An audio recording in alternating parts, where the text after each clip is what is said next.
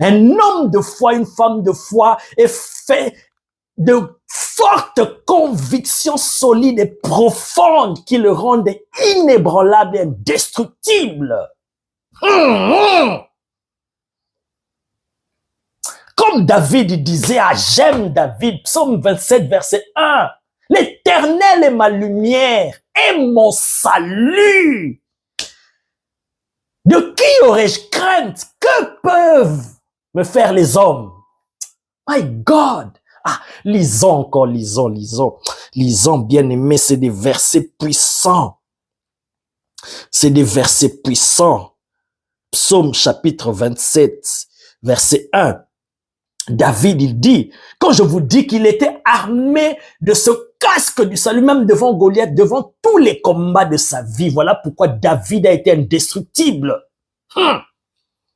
La mort a cherché David. La mort était le compagnon de David de tous les jours. Mais la mort qui poursuivait David n'a pas pu toucher la vie de David. Parce que David avait le casque du salut.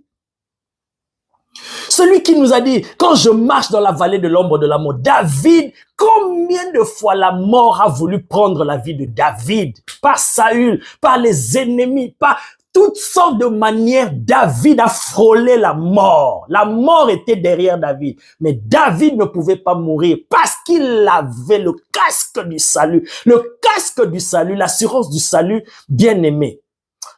Ça te donne la conviction que tu es entre les mains du Seigneur. Comme Jésus a dit, personne ne peut ravir celui qui est entre mes mains. Les promesses de Dieu pèsent sur toi. Comment est-ce que la mort peut te prendre? My God! Siméon ne pouvait pas mourir tant que la promesse qui lui avait été donnée n'était pas encore accomplie. On lui avait dit, tu verras le Messie. Bien qu'il vieillissait, il était avancé en âge.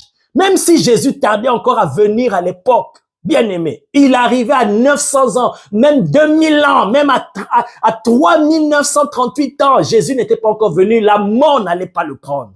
Pourquoi? Parce qu'il devait voir le Messie, c'était ça la promesse. Tant que la promesse ne s'est pas encore accomplie, il ne mourra pas. Kamandaraboshata. Écoute ce que David dit. L'Éternel est ma lumière et mon salut. Non seulement il est ma lumière, mais il est mon salut. Il n'est pas seulement mon sauveur, mais il est mon salut. De qui aurais-je crainte? L'Éternel est le soutien de ma vie. J'aime ce mot soutien en lingala. Mon bon corps. Tu sens que c'est quelque chose de solide, inébranlable. En français, on peut dire, il est le soutien de ma vie, le pilier de ma vie, le socle de ma vie. Mais en lingala, j'aime mon bon corps. Likondi.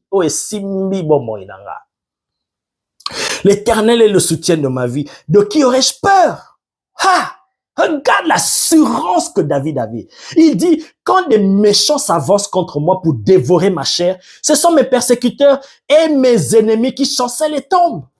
Si même une armée, écoute ce que David dit, si une armée se campait contre moi, donc une armée, ça veut dire une multitude de soldats bien formés, des commandos, ils viennent contre moi, mon cœur n'aurait aucune crainte. Waouh!